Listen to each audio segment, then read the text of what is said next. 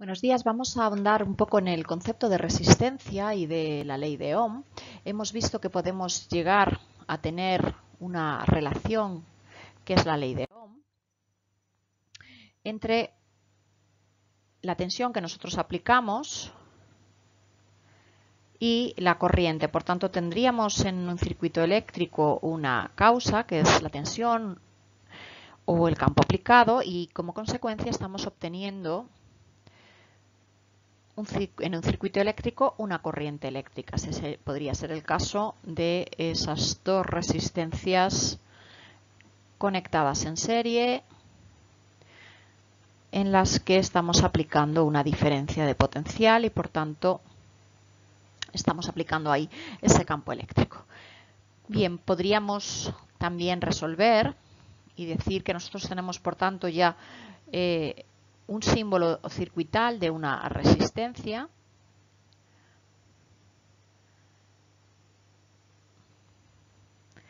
y tendremos también una ecuación o una fórmula simplificada que me indica cuál es el comportamiento de esa resistencia, y también podemos realizar una representación gráfica de ese comportamiento.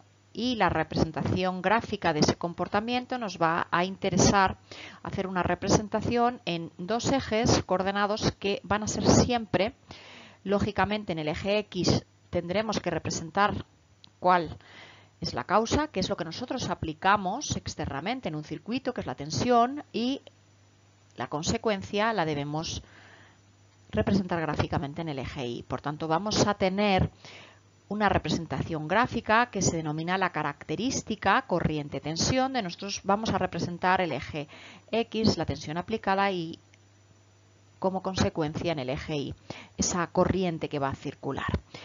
Bien, si nosotros hacemos despejando en esta ecuación precisamente la corriente, obtenemos de esa ley de Ohm que la ecuación circuital que tenemos que representar en esta gráfica, en esta característica IV, que se denomina característica IV, característica corriente-tensión, es algo que obedece a esta ley de Ohm en el caso de una resistencia y por tanto va a ser una línea recta cuya pendiente, podemos ver aquí, es precisamente el inverso de esa resistencia. Por tanto, si nosotros tenemos dos resistencias, R1 y R2 de diferente valor, pues tendrán diferentes pendientes en esta característica IV. Bien, nosotros podemos ver, por tanto, en este ejemplo, efectivamente, que la característica corriente-tensión de un elemento va a ser la relación entre la corriente que lo atraviesa y la tensión entre sus terminales. Yo aplico una tensión y va a circular a través de ella una corriente. Por tanto, este es el símbolo circuital y esa va a ser la representación de esa resistencia. Bien, sabemos que esa resistencia va a depender de la conductividad y de una serie de parámetros internos, como hemos visto anteriormente. Por tanto, la resistencia, como nos indica la ley de Ohm, podemos ponerla a nivel de parámetros macroscópicos o también expresarla de forma que involucre esos parámetros microscópicos, donde aparecen estos dos factores geométricos. Como hemos dicho, si yo tengo un pedazo de material de una determinada longitud y una determinada área transversal, si quiero aumentar su resistencia, tengo la posibilidad de aumentar la longitud o también de disminuir su sección transversal. Es una opción para aumentar su resistencia.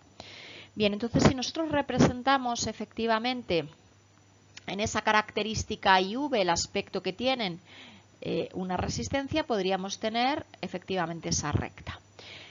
Y por tanto, si nosotros aumentamos la pendiente de esta recta, esa pendiente hemos dicho que está relacionada con el inverso de la resistencia, y por tanto, si la resistencia tiende a cero, Si la resistencia baja, nosotros lo que vamos a obtener es una mayor pendiente, o por el contrario, si tenemos una resistencia más alta, queremos una resistencia más alta, pues tendríamos que reducir la pendiente de esa recta en la característica IV.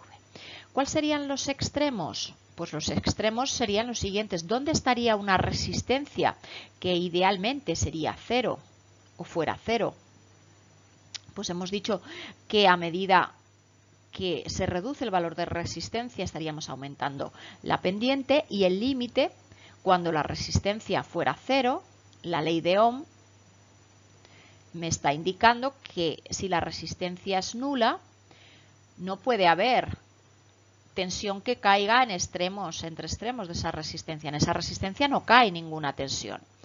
Por tanto, estaría caracterizada por una pendiente infinita de esta recta. En la característica IV, esa sería una resistencia igual a 0, esa pendiente tomaría un valor infinito, y si ese material tiene resistencia 0, yo lo puedo sustituir en un circuito por un trozo de cable ideal en el cual no cae ninguna tensión. Es lo que se denomina un cortocircuito.